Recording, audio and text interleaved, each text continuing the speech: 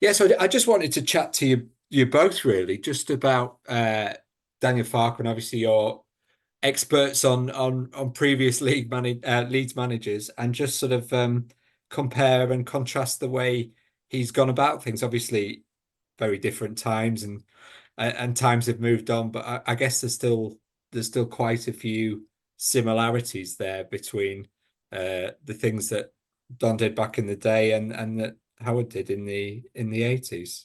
Do you want to start off, Rocco?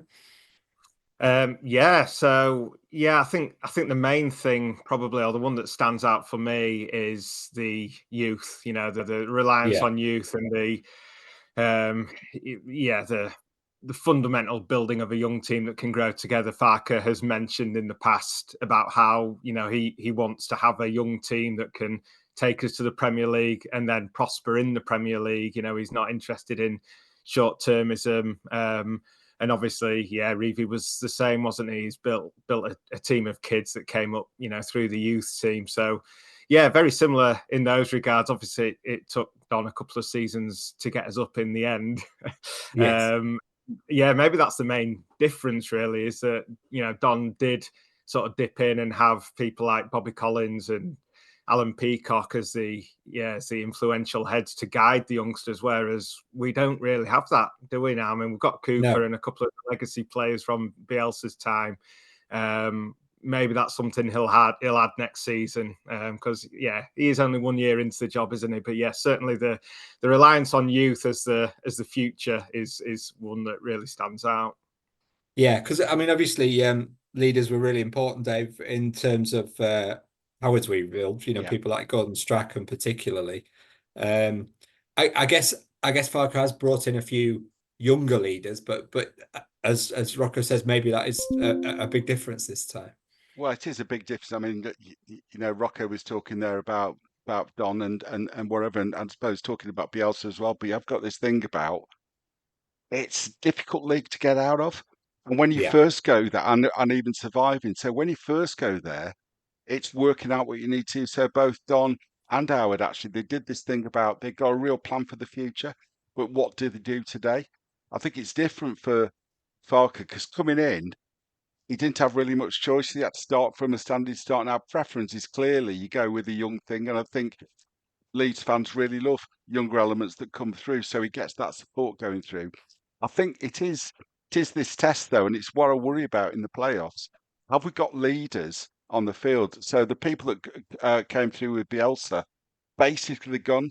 Cooper will still be there, and he's a voice in the dressing room, but I'm not sure they've got the experience to change it on the field if they need to. And if you talk about Farker, a lot of it is, if you believe the fans, it's about there's only one way to do it, and it's a bit slow in some cases.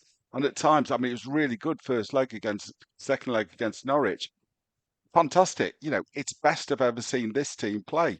And it isn't so much young or old, it's about how they do it on the day and whether they've got someone to change it. So Archie Gray, for someone so young, actually, you don't need experience if you've got someone who understands what they're doing.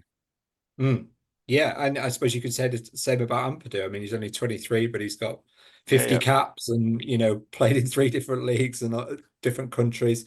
But I guess what Howard had really was a manager on the pitch almost yeah. in Strachan, wasn't it? And that's maybe something that Farker doesn't. No, that's right. And I think he would admit himself he was quite lucky to get struck, and he hadn't got a plan B around it, but he didn't need a plan B, and he got all these other players around him, so he got a unique set of players who were, really committed to the team first, and some of them weren't the greatest, but they really bonded well as a team. But Strachan really made the difference. Same as Bobby Collins coming through. You Hmm. do need, and they're all Scots, aren't they? You do need someone to take hold of people, and I think that's the shortage now. I think Ampadu does it. Some of the others do as well. But I think at times when they've been poor, they have relied on someone that's not been there. Yeah, I mean, say looking back to the 60s, Rocker, as Dave's mentioned, that there was Bobby Collins, and obviously you got strong personalities like Big Jack and Bremner and people like that. But yeah, th- obviously Ayling's been phased out, and Cooper's, largely a substitute. How important were those characters in the early days of Revie in helping the young players who came through to bed in, do you think? Yeah, I personally think it was absolutely vital. Not just Big Jack and Collins, but then also people like Jim Storey as well. Even like Willie Bell, who I don't think he wasn't particularly old, but he was an Just experienced played guy. like it, yeah. Yeah. So because I mean, the players that were coming into Revie's side, they were young teenagers, getting out of the second division. They were 17, 18, weren't they? Like Lorimer made his debut at 15. So yeah, I think in that team it was probably a bit extreme. Whereas nowadays, I think Farke is reliant on the ability of his young players. The young players that we've got now, they're all, in their heads, they will be Premier League players, whether it's with Leeds or someone else, they all believe that they're good enough to be in the Premier League. And I'd like to think that they all would prefer to do it with Leeds, to get us there and to see how far they can go. That's the big thing. And that's the exciting thing for me. I mean, we had it under O'Leary as well, until it went horribly wrong. We had a young team and really excited to see how that was going to develop. And we have got the same now. And, that's almost my sort of, I'm not like desperate. I mean, I am desperate to win, obviously. But like, if we don't win on Sunday, we never planned to go up. We've always said it was a 2-year plan. And I'm sure next season we probably will go up regardless. But I just don't want to lose many of these players. I'm desperate for them to get there and to see what they can do in the Premier League. I feel like we could surprise a few people. Yeah, I mean, I guess that is a big difference between the two managers that you're talking about. Obviously, Revie took a couple of years to get it sorted out. Howard was able to attract players down a division, which is harder nowadays. I mean, what with the parachute payments and just the massive gap between the Premier League and the Championship, there is that kind of desperation to do it quickly before the parachute runs out, and maybe not the time to build in the way that particularly Don did. Yeah, definitely. That's a big difference, isn't it? Yeah, you see, Bobby Collins dropping down a division. Peacock was an England international. So you could afford to have those people even in the second division. It wasn't long before, John Charles was, considered the best player in the world, and he was playing in the second division. So, yeah, very different time, and even from the Wilkinson time as well. Yes, the same with Strachan. A lot of players in that division that would have felt like first division players. They were probably getting paid like first division players, I imagine. But yeah, certainly not the case nowadays, is it? No. And in terms of how Howard went about it, Dave, I mean, he did say, we mentioned a few there. Obviously, people like Vinnie Jones and Chris Kamara, brought in to do a specific job, which I guess is something we see more and more nowadays in the Championship, isn't it? Yeah, so I mean, he went out and he freely admits he built one side to get up and then another side to do well up there. And Strachan didn't think he was there for the longer term, and he lasted much longer than he did. But it's this thing about Howard. It's really odd because he's really loyal, but then he ditches people like that. But he tells them about it and takes them through it. So very much he got a side to get up, and that was part of the reason why John Sheridan left. He didn't think he could operate on the like the pitch they were sharing with the rugby league, but also because he wasn't really his man. He didn't do, generally speaking, stars that couldn't work within the team. So you had this long running thing with Batty. But he got the team ethic and working together, and that was fantastic time. It's a great time to be a Leeds fan, actually, in the Championship. I mean, Rocco talked about not being bothered about going up. Actually, you choose between it. Would you want to stay as it is now, seeing the some of the things you do? But the players will leave unless they go up. But it's having that unique way to attract players to both the club and the manager. And I'm not sure they'd have gone to Leeds without Howard. But people still talk about Leeds being a massive club now and always have. And I think in some cases you do pay over the odds for that, and you pay in the longer term. So you've got a brief window to get through. But certainly they really did it for Howard. Fantastic team. Fantastic team. And they were all really committed to that team and doing it for him. Yeah. I mean, do you see similarities with Farke's pulling power in that respect, and how it's in that he's obviously got this reputation of winning promotions? Not. I'm not sure, to be honest. I think it was about you've got the thing with it's a different game now. I'm not sure it's so much about the manager as the Hmm. club and the package that goes with it. I mean, if you believe everything you read about the loans and what Radrizzani had done and all that type of stuff, I mean, some ridiculous stuff around that. And you can't afford to gamble long term in the championship and you go off the end if you don't go through. It's all driven down the short termist route. I mean, if you believe what you read, Ampadu, Farke was after it at Norwich. So you might get the odd exception, but I think generally speaking, they go for the club and the potential rather than the manager. Manager obviously makes a difference, and he has got a rep for getting up, and he's lived up to that. But it's about, does it suit the players as well? Because not everyone would suit the style he wants to play. And as I said, you get these real views from the fans. Actually, it's far too slow. So, Yes. with them not been doing well, they just let the opposition line themselves up. Can we, get through in a low block? I'm not sure about that. But then having the break ahead of the Norwich game just transformed it, took a different approach so he can vary it going through. I believe they do love playing for him, but I'm not sure it was about that was what attracted them now. I think it's Leeds rather than Yeah. Farke, to be honest. Yeah. Yeah. And I mean, it's interesting because you're dead right about the, the low block and the no plan B. But I guess the flip side of that is there's a calmness, isn't there, when things are going wrong. And obviously Yeah, Leeds is such a dramatic football club that, yeah, you kind of need that at times, don't you? I mean, was that again that strikes me as a real strength of Howard's and never want to get carried away either way. yeah, it's both Daniel and Howard actually. But just talk about Daniel. It is that thing about he gets this. Don't get too high or too low, and he's absolutely right. It's easy to believe the hype. It's easy to believe the social media, particularly now. But Wilkinson did that. He used to do this thing. He freely admits you did this thing in pictures of games. They always talk now about and then about you take each game as it comes. But he tried to take this long term approach. Look, this is what we expect to get those. As long as we're ahead of that, we're okay.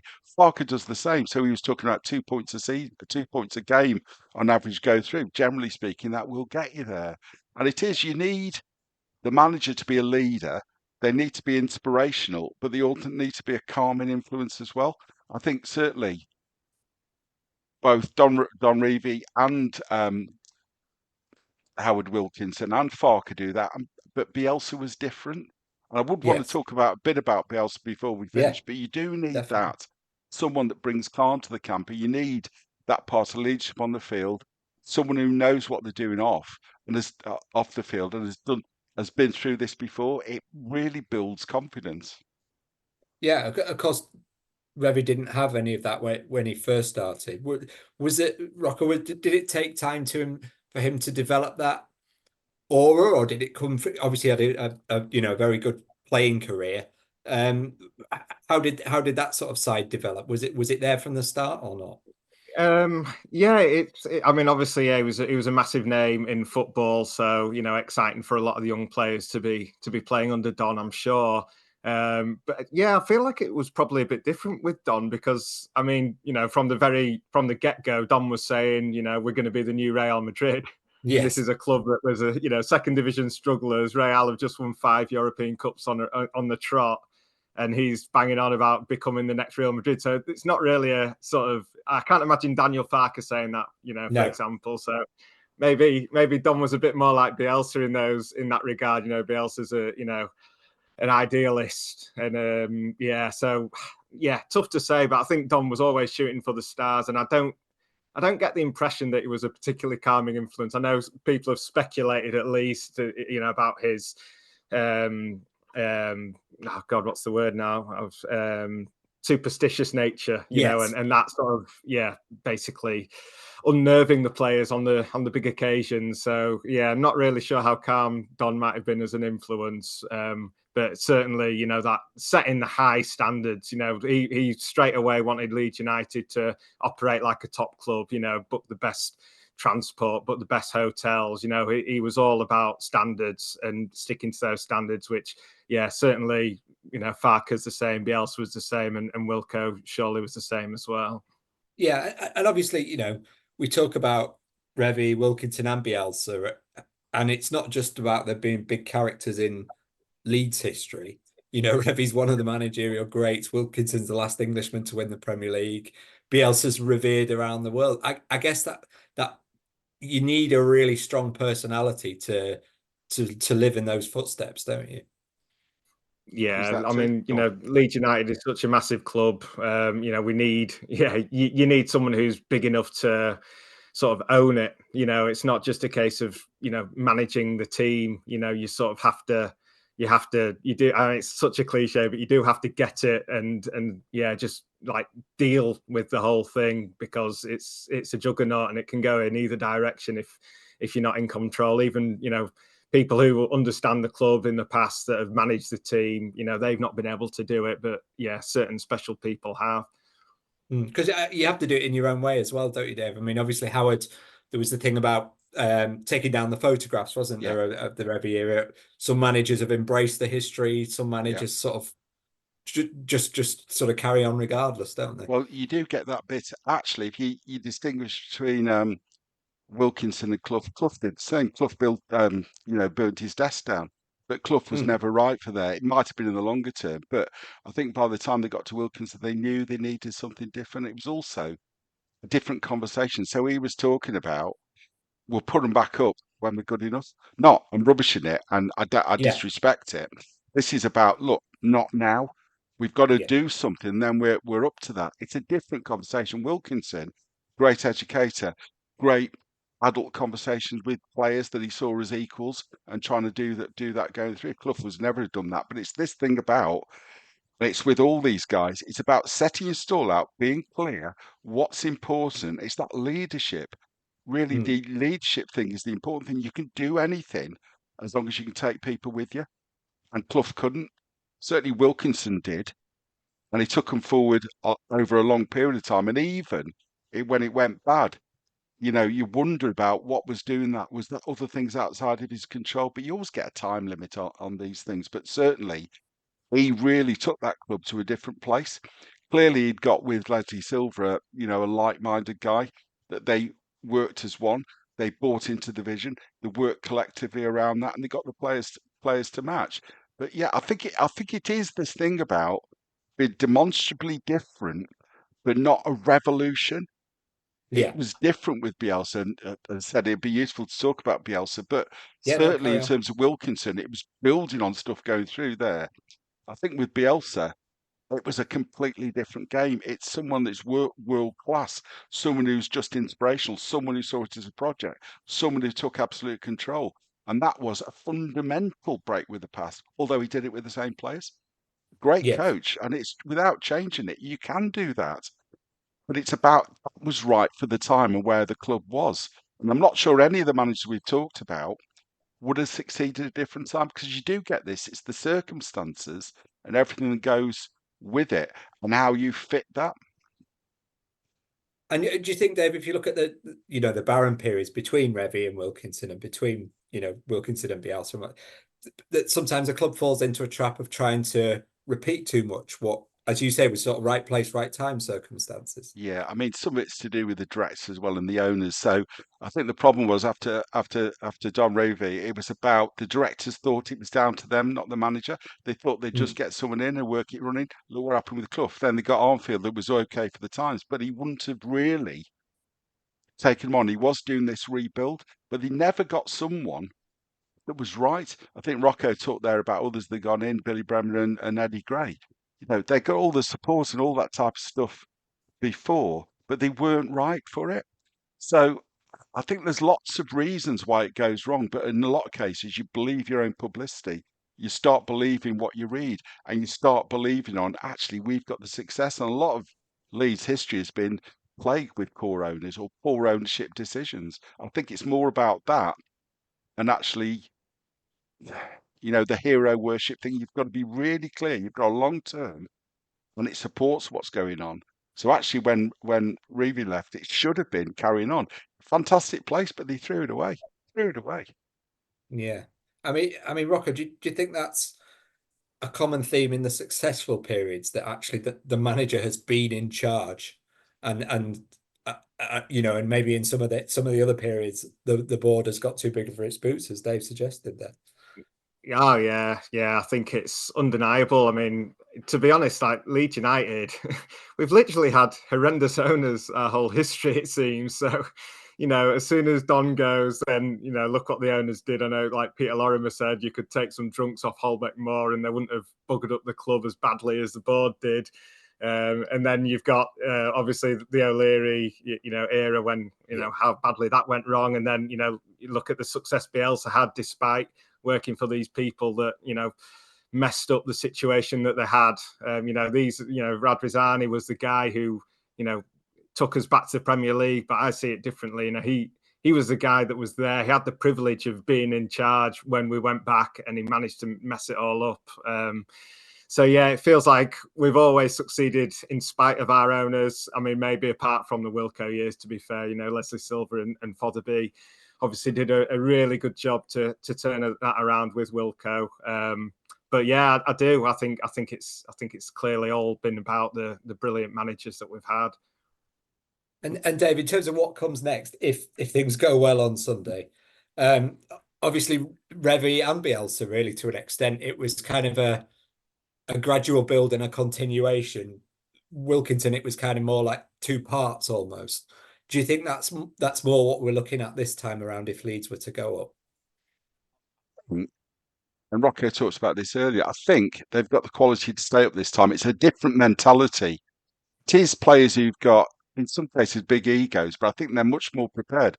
The team that went down, they were just a bunch of mercenaries under a poor manager, and the amount of waste that was going in there. I'd like to see them succeed in the Premiership. I suppose it depends what they do in terms of people are going to leave. Some people might have to come back from loans. Don't know. It depends what they do. They've got this rubbish about they've got to fork out 100 million to pay off the outstandings. It's how they manage that. But I can't believe that the 49ers haven't got a plan to do that. Clearly, some players are going to go, and there is going to be some turning going through. But if we go up with the players we've got, people like Archie Gray and Purdue, Joe Rodon, if he comes in, they've got a basics of a really good Premier League side. It's this thing about, are they really going to challenge for honours? I don't think with the Premier League now it's about challenge for honours. It's about survival, grow. I mean, it's what the mantra was when they first went up, trying to go through, but they had some poor buys. They hadn't really got the team ethic properly. Inspirational while Bielsa was there, but even in the latter days for him, there was no plan B. But I think they could thrive, do really, really well, much as Bielsa's lot did when they first went up. Yeah. And I guess something else you always need is people with something to prove, don't you? Yeah. I guess for Strachan to prove that he wasn't past Yeah. it, for Revie's young players and like Sir Gary Speed to prove that they were capable at that level. I guess for Daniel Farke, it's to prove that he can actually keep a team in the Premier League, Well, he isn't it? never has he? And I suppose Exactly. it's that professional pride thing, and I think he's got the players to do that. He's in a different situation from when he was at Norwich. So they're in a position to be able to move on if they're allowed to. It's what happens really with this financial fair play or whatever they change it to. That makes it really difficult now, some of the changes for teams going up. So even It if the does, yeah. 49ers had the money, could they afford to do that? So you've got this thing, money drives the game now. It does mitigate against people coming up and doing something in a growing way. It's a different game. Days when Don Revie was around and Wilkinson was around, you could afford to build over a period of time. But this is immediate success. I mean, David Wagner going from Norwich, what was that about? He Yeah. might not have liked it, they might not have liked it, but you've got to have success immediately. It doesn't work like that. And I just wish people got more chance. So whether they go up or not, Farke should be given certainly another season. But people are talking about if he doesn't get up, that's it for him. Absolute rubbish. Drives me mad. Yeah. And I guess Rocco, in these financial fair play days, the more young players you can bring through, if you've got a young Gray or even just some young players who you've signed quite cheaply, that gives you a big head start, doesn't it? Yeah, I think so. I guess there's the other thing about all the loanees and what's going to happen with them. Are they going to be stinking the place out in July when they return to pre-season? Can we get rid of them? Will we just loan them out again? How does that all figure on the financial sheets? I don't really know. So there's that complication in the background as well. But I think, just get up and then everything just becomes that little bit easier, and we can just go from there. Because I think the main, I don't really feel like, if we, maybe get 3 quality players, a couple of fullbacks and a striker, we could really thrive. I don't think it shouldn't need, all that work doing to it. And there's experience. A lot of the players in there have even got Premier League experience as well. So I think we're really well set up. Just got to win on Sunday. And so that easy. Exactly. Well, I'll start with you, Rocco, but I'll ask you both. I mean, you're obviously both very passionate about the history of Leeds United. How important do you think it is that managers, players, and what have you just have that sense of what the football club is about and its place in history? I think on days like Sunday, it might be better off if they had no idea, to be honest. Yeah, well, that's the flip side of it, isn't it? Yeah. But to be fair, I mean, in the Revie years, we pretty much always turned up in finals and were amazing. Like some awful circumstances cost us, 4 or 5 finals. It was the odd couple like Sunderland that went horribly wrong. But, generally speaking, when Leeds have lost finals, in my lifetime, it's because we've been poor teams or, there's been issues there. Everything is there for this team. This is a great team, one of the best in the Championship. So, they just need to forget about everything and just, be spurred on by the fans and on the day and just make sure that they do their jobs. Yeah. Dave? Yeah, I think legacy is a lot of this. So they went there in the first place because it is Leeds. You've got to be a special type of player to survive at Leeds, to thrive, and they've done that. But I think it comes down to, Rocco said there about the fans, it's don't disappoint the fans. There is the thing about the clubs, and it's that legacy and time in history, but it says, Keeper says, one more, one more, one more, we ain't finished. And you've got to recognise that. So it's this thing. And you contrast it with Southampton mobbing the pitch and all on at the end last time, and they've always think they've already won it. Now, whether the fans wanted to get on or not, but they didn't. This is about doing the next bit, and it's unique between the fans and the players at Leeds if you get it right, and we're in there. And I think it could be a fantastic day. It could equally be another Watford, another one of those things that went bad. I don't believe it will be. I hope it won't be, but we'll see. We'll see, won't we? Well, fingers crossed. Hope you both enjoy the weekend, and thank you very much for your time. Enjoy the weekend. You won't enjoy the weekend, will you? Let's be honest.